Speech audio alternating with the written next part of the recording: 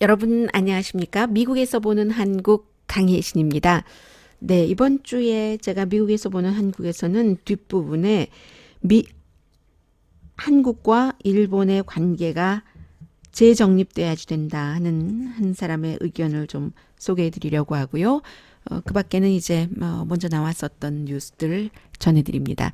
미국에서 오늘 그 북한에 관해서 가장 많이 보도하는 부분, 그 부분에서 영어식으로 표현을 하면은 그 deem 그 cited라고 해서 좀 그 시력이 나쁘요. 그런데 이게 꼭 시력이 나쁘다고 얘기한 것은 아니고 존 볼튼 국가안보보좌관이 무척 시력이 약하고 그리고 전혀 그 패션과는 상관이 없는 안경을 쓰고 다니는 것으로 유명합니다. 그래서 바로 이 dim sighted라는 그 표현과 함께 존 볼튼 국가안보보좌관의 안경 쓰고 안경을 이렇게 약간 위로 올리는 그 사진들을 많이 보도하고 있는데 이게 바로 그 존 볼튼 국가안보보좌관이 블룸버그 뉴스와 인터뷰를 한 것에 대해서 외무성의 제1부상 최선희가 답을 한 조선중앙통신의 보도를 이제 그렇게 그 미국 언론이 보도를 하고 있습니다. 전하고 있습니다. 한국에서는 어떤 언론은 멍청하다라는 표현을 했고 그리고 그랬는데 이 최선희 씨의 얘기를 제가 직접 여러분들께 들려드리겠습니다. 존 볼튼이 블룸버그 뉴스와 인터뷰에서 한 얘기는 간단합니다. 김정은 위원장이 다시 트럼프 대통령과 회담을 하려고 하면은 그러면 그 또 다른 회담을 하기 전에 북한이 그 핵을 포기한다는 확실한 증거를 보여줘야지 된다. 이런 내용이었습니다. 그에 대해서 평양 4월 20일 조선중앙통신 제목은 이렇습니다. 조선 외무성 제1부상 제3차 조미 순회 회담에 대한 백악관 국가안보보좌관의 망발을 단죄. 조선민주주의인민공화국 외무성 제1부상 최선희는 최근 백악관 국가안보보좌관 볼튼이 제3차 조미 순회 회담에 대한 휘떠운 소리를 늘어놓은 것과 관련하여 20일 조선중앙통신사 기자가 제기한 질문에 다음과 같이 대답하였다. 볼튼 백악관 국가안보보좌관은 17일 블룸버그 통신과의 기자회견에서 북조선이 3차 순회 회담에 앞서 핵무기를 포기하기 위한 전략적 결정을 하였다는 진정한 표시가 있어야 한다느니 트럼프 대통령이 말한 큰 거래에 대해 논의할 준비가 되어 있어야 한다느니 따위의 휘떠운 발언을 하였다. 원래 우리는 볼튼 보좌관이 언제 한번 리성적인 발언을 하리라고 기대한 바는 없지만 그래도 백악관 국가안보보좌관이라면 두 순회분들 사이에 제3차 순회회담과 관련하여 어떤 취지의 대화가 오가는지 정도는 파악하고 말을 해도 해야 할 것이었다. 그런데 지금 볼턴의 이 발언은 제3차 순회회담과 관련한 조미 순회분들의 의사에 대한 몰리에로부터 나온 것인지 아니면 제 딴에는 유머화적인 감각을 살려서 말을 하느라 하다가 빗나갔는지 어쨌든 나에게는 매력이 없이 들리고 멍청해 보인다. 볼튼의 이 답변에서는 미국 사람들의 발언에서 일반적으로 느끼는 미국식 재치성도 논리성도 찾아보기 힘들다. 경고하는데 앞으로 계속 그런 식으로 사리 분별 없이 말하면 당신네한테 좋은 일이 없을 것이다. 이게 이제 최선희의 볼튼에 대한 얘기였는데 볼튼의 인터뷰는 17일에 있었군요. 미국이 이 내용을 상당히 강조를 하면서 결국은 하노이 회담에서 양쪽이 다 실패를 했습니다. 실패를 하고 난 뒤에 북한의 인내심에 한계가 온다는 것을 보여주는 것이라고 얘기들을 합니다. 미국에서는. 왜냐하면 또 그 며칠 전에 외무성의 미국 담당 권정근도 그 마이크 폼페오 국무장관에 대해서 폼페오가 회담에 관여하면 또 판이 지저분해지고 일이 꼬일 수 있다는 점이다. 따라서 앞으로 미국과의 대화가 재개되는 경우에도 나는 폼페오가 아닌 우리와의 의사소통이 보다 원만하고 원숙한 인물이 우리 대화 상대로 나서길 바랄 뿐이다. 그러면은 지난번에 그 스티브 비건 북한 그 대표가 스탠포드 대학교에서 연설한 그 정도인데 이번에 하노이 회담에서 회담 그 직전에 뭐 여러 가지 우리가 언제 북한 정권을 뭐 포기하라고 했느냐 그런 일 없다. 그리고 뭐 한 번에 전부 모든 걸 다 포기해야지 된다고 말한 적도 없다. 말한 적 있는데요.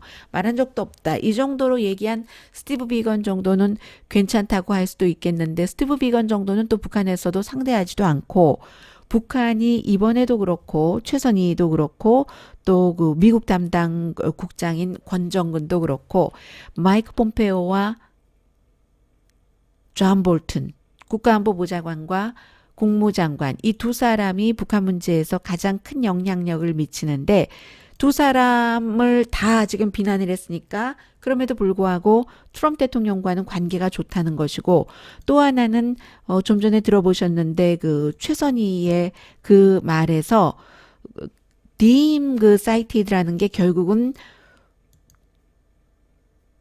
존 볼튼이 지금 트럼프 대통령과 김정은 위원장, 국무위원장 사이에 어떠한 대화들이 오고 가는지를 모르고 있다는 뜻으로도 들리죠. 뭐 알고나 얘기하든가 뭐 이런 그 말들을 보여줬으니까는요. 뭔가 정말 그 두 사람 사이에 대화가 오고 가는 것인가? 뭐 그런 것들도 한번 볼 필요가 있는 것 같습니다.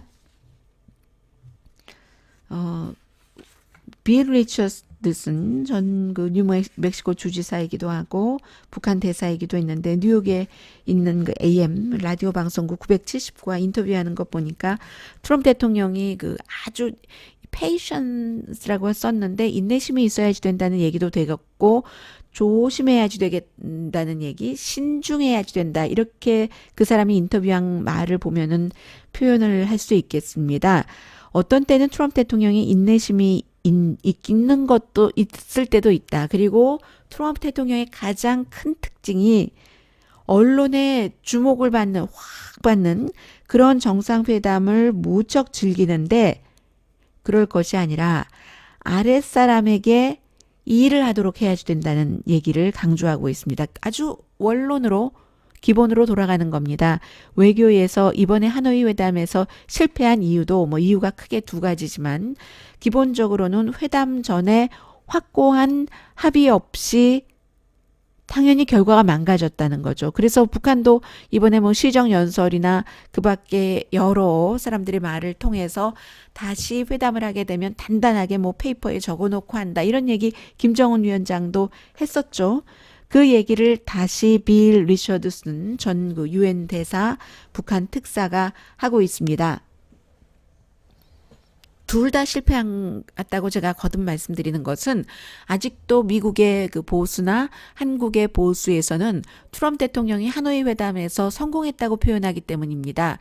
얼마나 사실과 다른 표현입니까?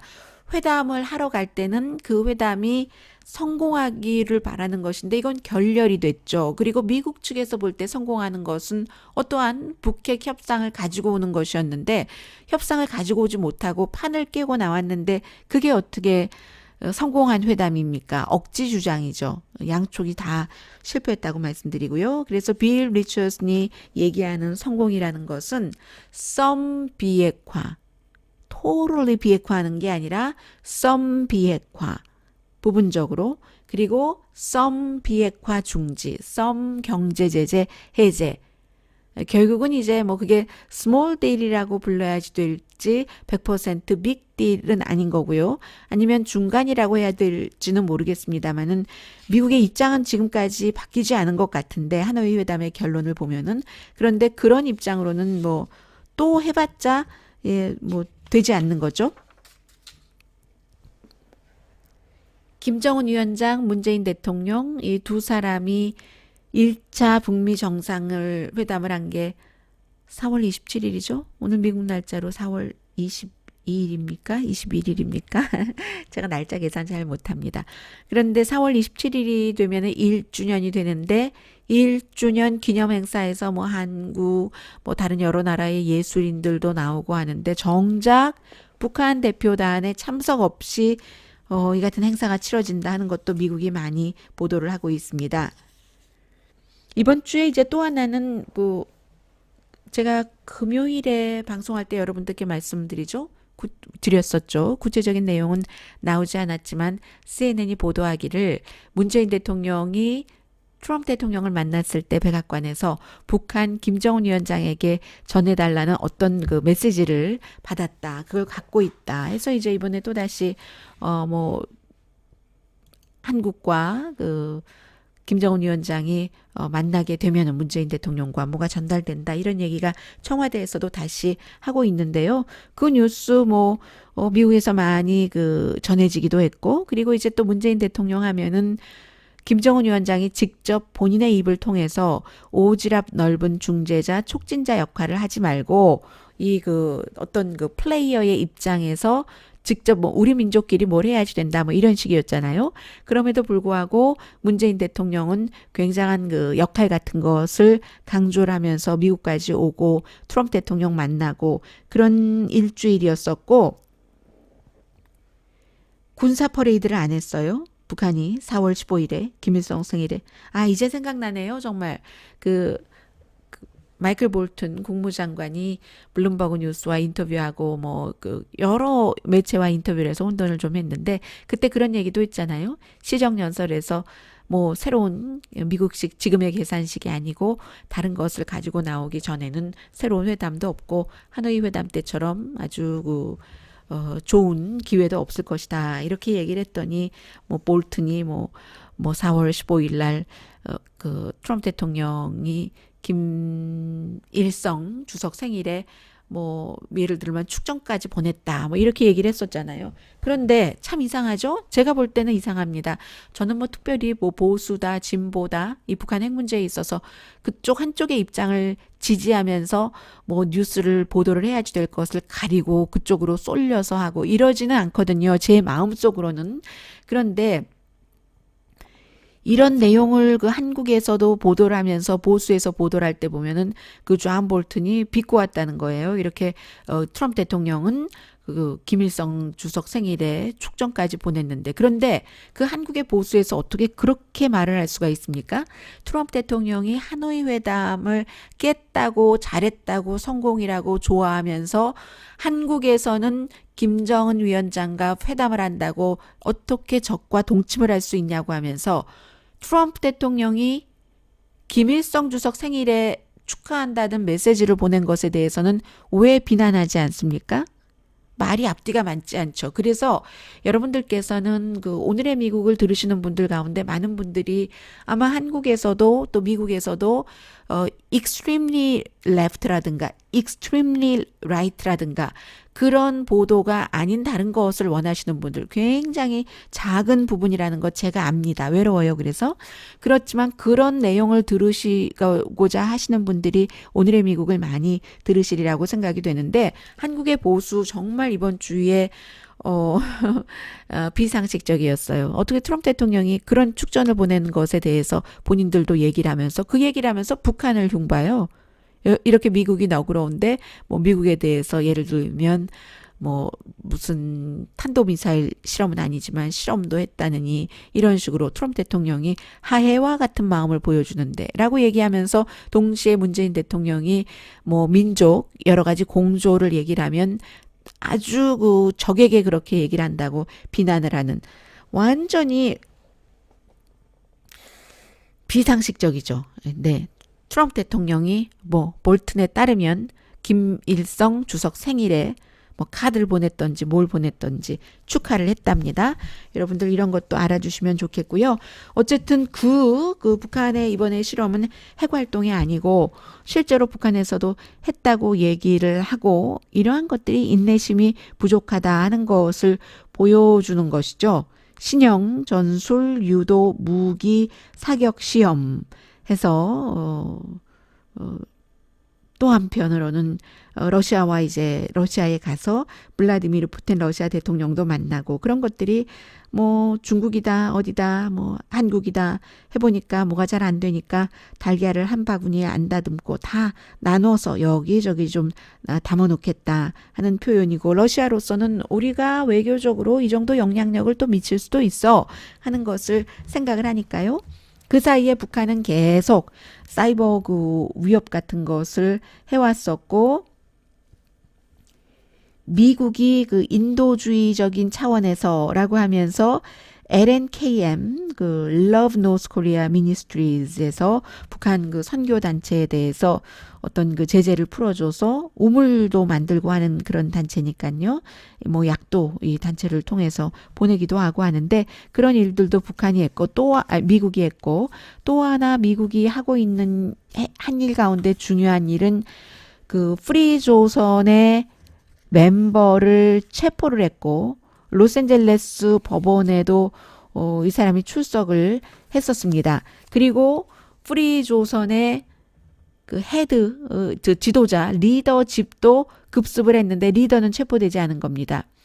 이 내용도 사실은 보면은 그 어떻게 반응이 나올지는 모르겠는데, 그동안 프리조선에 대해서 김정은 위원장에 대해서 완전히 아무것도 인정하지 않으려고 하는 그런 그 한국의 보수에서는 굉장한 지원을 했습니다. 아주 훌륭하다. 최초의 그 외국에서의 반국가 단체다라고 지적을 하면서 이 프리조선이 이제 그 스페인에 있는 북한 대사관을 침입을 해서 거기서 이제 중요한 자료를 가져다가 미국의 FBI에 건넸고, 그것이 당연히 뭐 CIA로 갔겠죠. 그럴 때는 완전히 박수를 많이 쳤는데, 결국은 이게 아무런 일이 없이 절차에 따라서 체포한 것이겠습니까?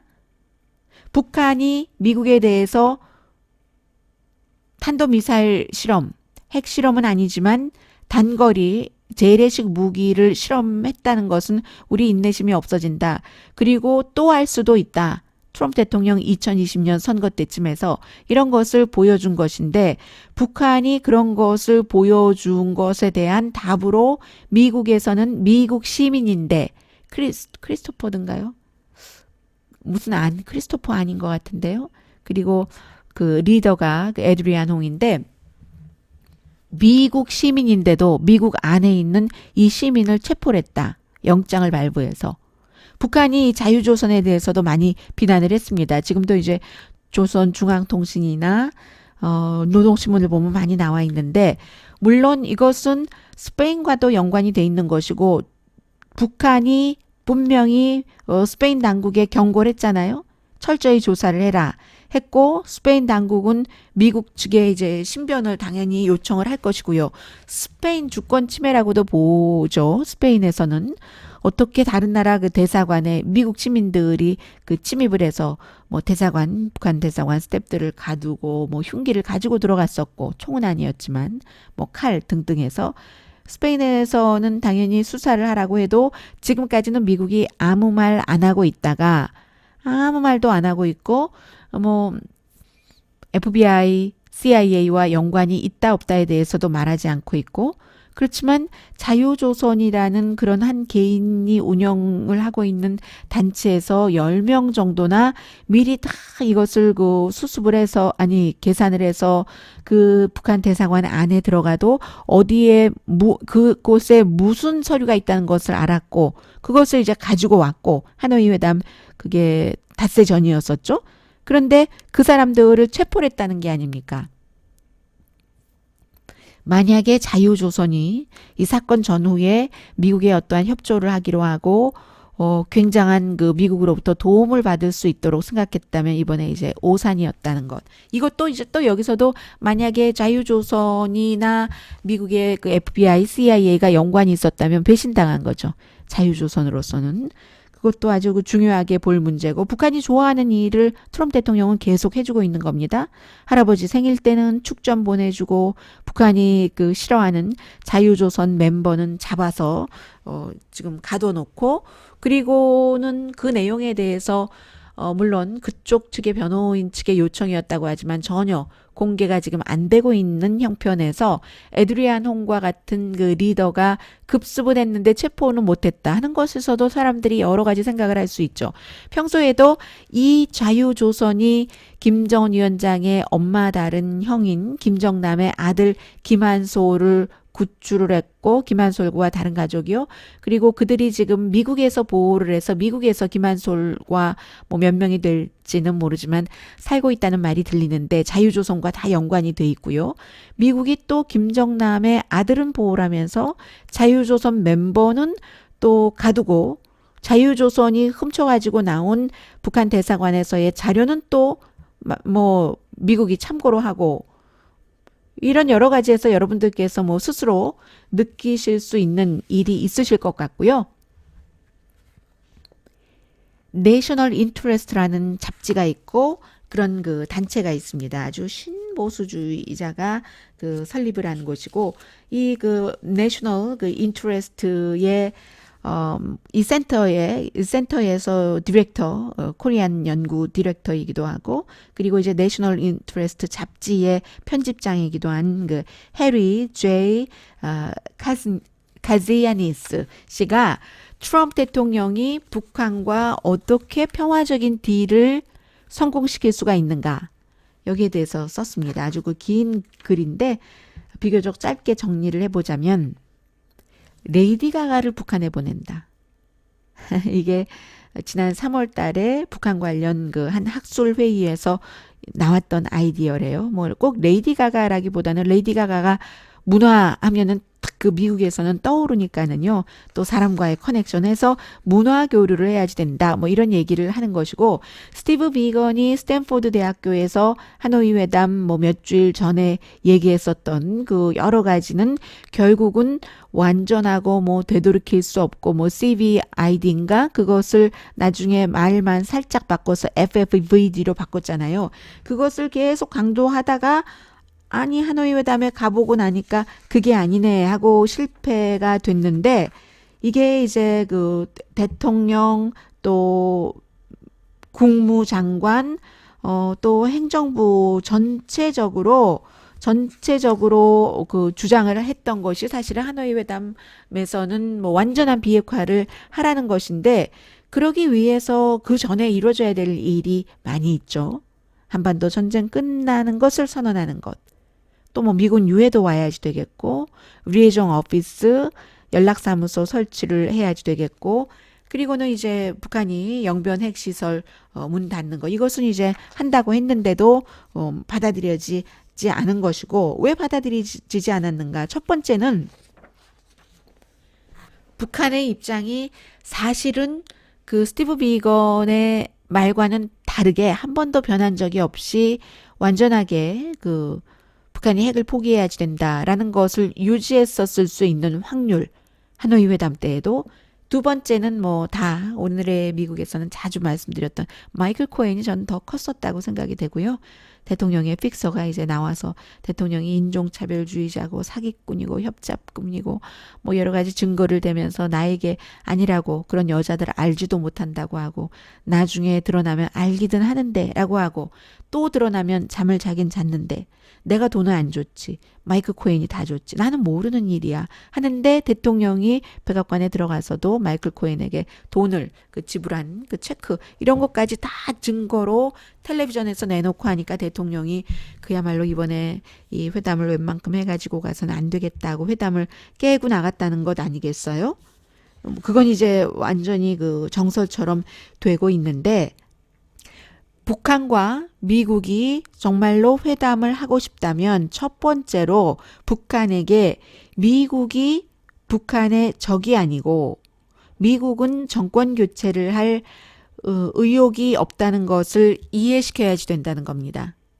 어렵죠. 베네수엘라나 이란에 대해서 반대되는 내용을 가고 있기 때문에 그래서 트럼프 대통령이 김정은 위원장의 마음을 아주 편안하게 해준 뒤에 이제 김정은 그 정권과 여러 가지 그 대화를 할 수가 있는데 작은 그 스몰 그 연락사무소 설치부터 시작을 해서 연락사무소가 왜 중요하냐면요. 연락사무소라는 게 있으면 지금처럼 탑다운식으로 대통령들이 탁 갔다가 아니면 말고 이게 아니라 실무자들은 거기서 늘 무슨 일인가를 하고 무슨 일인가를 한다는 것은 서로 단절이라는 게 없다는 의미에서 연락사무소 설치가 중요하다는 것은 뭐 너무 당연한 것 같고요. 그리고 세계에서도 김정은 위원장이 핵을 포기할 수도 있다는 그런 의지를 갖고 있다는 것도 좀 알아줘야지 된다는 얘기를 하고 있어요. 거기에 이제 문재인 대통령의 역할이 많이 떨어진 것 같고, 떨어졌다기보다는 원초적으로 갖고 있는 한국이 북한과 미국과의 관계 개선에 있어서 할 수 있는 일의 한계라는 것이요. 그 한계를 이번에 조금 더 느꼈다고도 볼 수 있는 것이고요. 그리고 역사가 말하기를 지금까지 말씀드린 이 여러 가지가 정말 어렵기는 하지만 이분 자체가 얘기를 하고 있어요. 해리 제이 가지아니스 씨가 본인도 트럼프 대통령이 김정은 위원장과 회담을 한다고 할 때 처음에 그게 될 리가 있겠어? 라고 했는데 여기까지 왔다는 겁니다. I was wrong.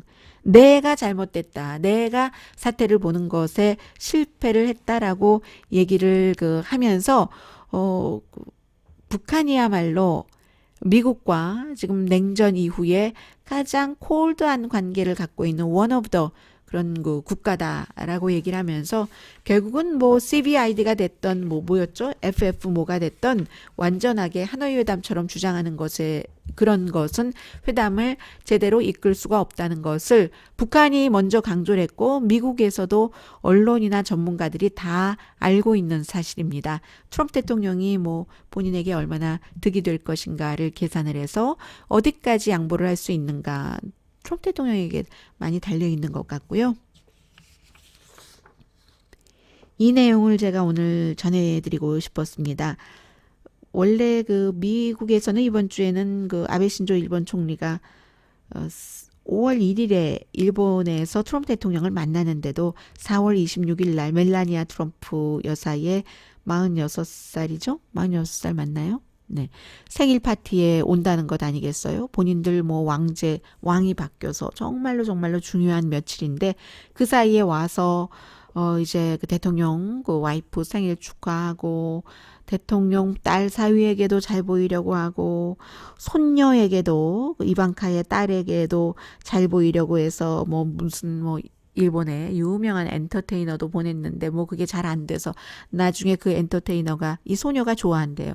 이 소녀에게 뭔가 본인이 보여주는 특별한 재주를 비디오로 찍어서 보냈다. 이런 절절한 사연까지도 이번 주에 폴리티코가 보도를 했었는데 디플로맷에 실린 기무라 칸이라는 고베 대학교의 교수의 글이 제가 몇 시간 전에 보니까 저펜타임스에도 그대로 실렸습니다. 문재인 대통령이 한국이 일본에 대해서 전략을 바꿀 필요가 있다 하는 주장이거든요. 좀 전에 말씀을 드렸었던 하노이 회담에 대해서 문재인 대통령이 실패하는 것은 그것이 끝나서 실패하는 것일 수도 있지만 플러스 굉장히 한국의 한계를 다시 확인할 수밖에 없었기 때문에 그래서 한국의 워싱턴이나 북한에 미칠 수 있는 영향력에 한계가 있다는 것을 확인한 지금으로서는 일본과의 관계에 있어서 새로운 방향으로 나가는 게 좋다는 게 이 교수는 물론 일본 교수입니다. 키무라칸 고베대학교의 교수의 글이고 처음에 디플로맷에 보도가 됐는데 이제 저펜타임스까지도 보도가 되고 있습니다. 동아시아의 요즘에 어때요? 그것부터 말하고 있네요.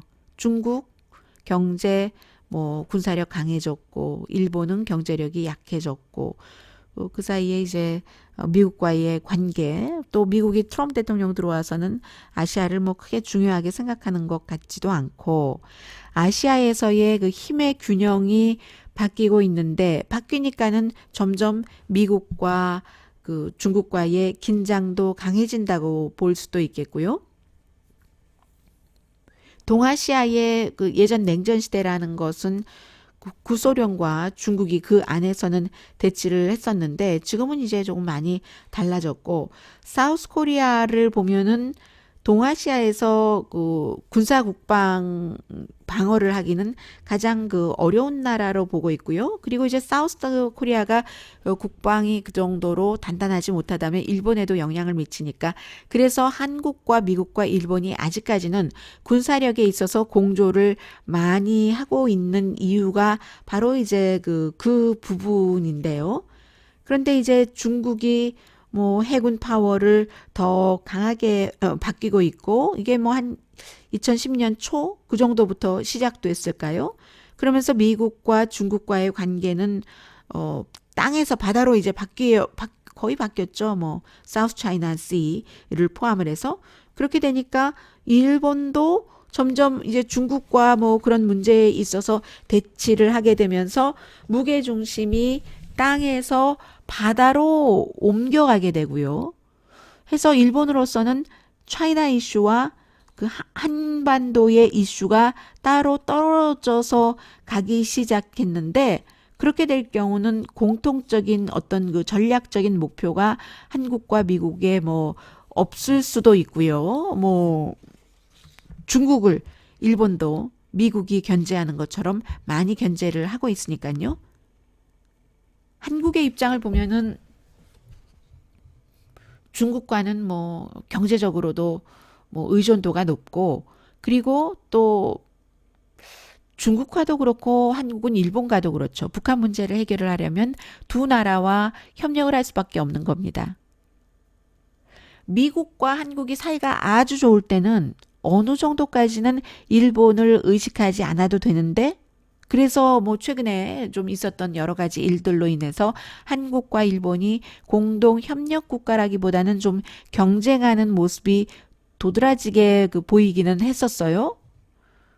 그래서 이제 일본이 미국에 대해서 좀 가까워진다. 이게 이제 최근 몇 년 사이에 계속 일어났었던 일이기 때문에 그럴 경우에는 사우스 코리아 대통령으로서는 좀 스트레스를 받죠.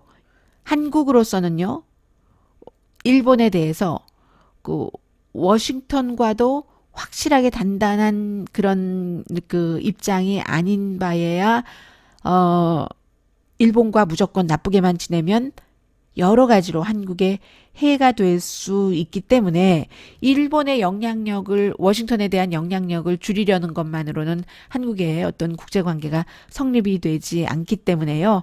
그래서 이제 하노이 회담에서 미국과 북한이 뭔가를 이루는 것을 실패한 것이 한국으로서는 앞으로 뭐 중국과의 관계도 그렇고 미국과의 관계도 그렇고 일본과 협력을 해놓는 게 관계 개선을 하는 게 더 낫겠다. 이런 생각을 해야지 되고 그 결정은 문재인 대통령에게 달려 있다. 일본으로서는 과거에 그 위안부 협상할 때도 그랬고 그 전후로 해서도 사람은 똑같은데 아베 신조 박근혜 전 대통령에게도 끊임없이 뭔가를 해보려고 했었는데 박근혜 대통령이 받아주지 않았었던 것이고요. 그리고 이제 문재인 대통령으로 넘어왔기 때문에 아베 신조는 뭐 한국과도 뭐 오픈리 뭐 외교 같은 것을 하려는 태도이니까 문재인 대통령에게 달려 있다. 이런 얘기하고 있습니다. 그리고 이번 주에 미국에서 보도한 또 하나는 곧 결정이 되겠네요. 박근혜 전 대통령을 감옥에서 석방시킬지 가석방시킬지 이 부분은 미국에서도 상당히 관심을 갖고 지켜보고 있고요.